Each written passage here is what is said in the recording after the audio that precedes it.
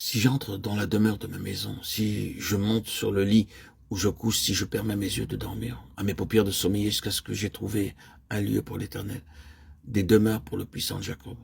Lève-toi, Éternel, pour entrer dans ton repos, toi et l'arche de ta force. C'est ici mon repos à perpétuité, ici j'habiterai, car je l'ai désiré, je bénirai abondamment, c'est vivre, je rassasierai de pain, c'est pauvre. Psaume 132, 3, 5, 8, 14, 14, 15.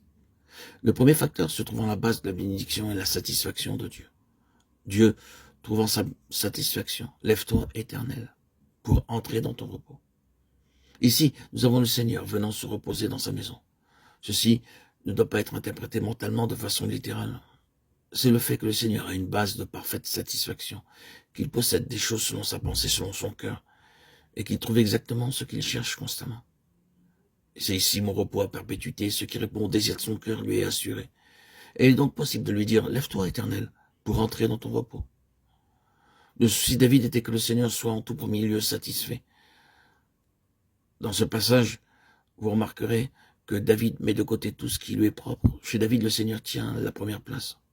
Ramenons cela au Nouveau Testament pour l'interprétation, car c'est là que nous trouverons la signification spirituelle.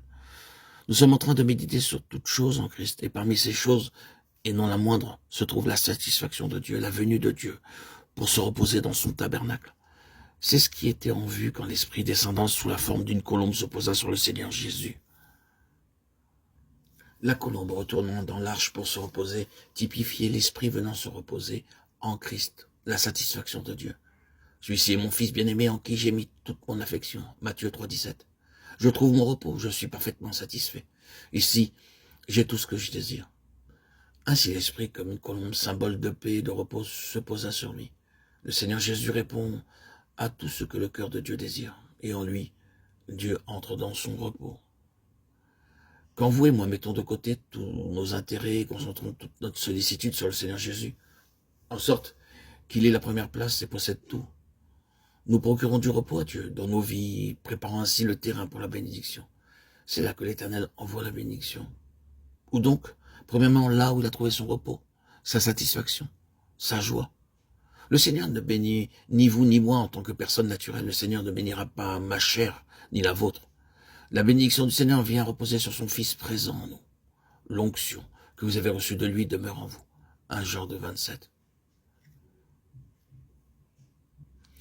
Souvenez-vous que la bénédiction du Seigneur, l'onction, l'huile précieuse, est sur la tête. Elle descend jusqu'à nous seulement comme provenant de la tête, par le moyen de la tête. Et c'est lorsque Christ, par son esprit, est venu demeurer en nous, que la bénédiction demeure là. La bénédiction repose sur lui en nous, et c'est la raison pour laquelle elle demeure. Grâce à Dieu, elle demeure. Ceci, si seulement nous le reconnaissons, est l'une des principales bénédictions de notre vie en union avec le Seigneur.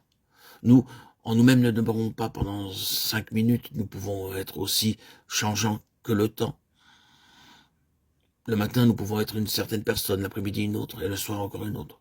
Nous pouvons être autant de personnes différentes au cours d'une semaine qu'il y a 2 jours.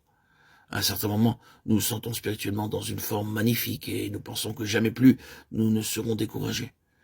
Mais avant peu, nous sommes complètement déprimés. Nous changeons comme cela. Nous nous habituons à tout mouvement d'humeur que cette vie humaine est capable de connaître. Alors que si nous vivons dans cette vie d'âme aux dispositions constamment changeantes, oh, quelle vie pénible nous menons. Mais l'onction que nous avons reçue demeure. Pourquoi? Parce qu'elle demeure sur lui, non pas sur nous.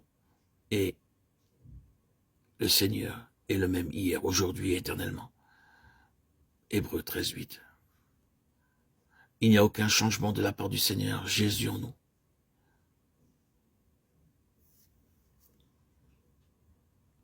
Il est là, en nous, toujours le même. Le Seigneur se tient en nous, avec nous, aujourd'hui et demain. Il ne nous quitte pas. Il ne subit pas les hauts et les bas. Car l'onction demeure. Et la jouissance de cette réalité est seulement possible lorsque Christ est le point de mire, le centre de nos vies. Dieu alors vient se reposer en son Fils et trouve là sa satisfaction. Vous devez venir là en vue de trouver le repos de Dieu. Et alors la bénédiction est là. Dieu commande la bénédiction dans le lieu où il a son repos, c'est-à-dire dans le Seigneur Jésus. Alors Christ est en vous. Toi et l'arche de ta force. C'est cela, Christ en vous, l'espérance de la gloire, le repos en lui, le Dieu immuable, fidèle qui demeure en nous et reste toujours le même. Lui qui est différent de nos humeurs, de nos sentiments, de nos sensations, de notre manque de sensations, se tient avec nous aujourd'hui et pour toujours. Le Seigneur nous aime pour toujours. Il nous aime le matin, le soir, l'après-midi, quoi que nous fassions, quoi que nous puissions ressentir. Il nous aime d'un amour éternel.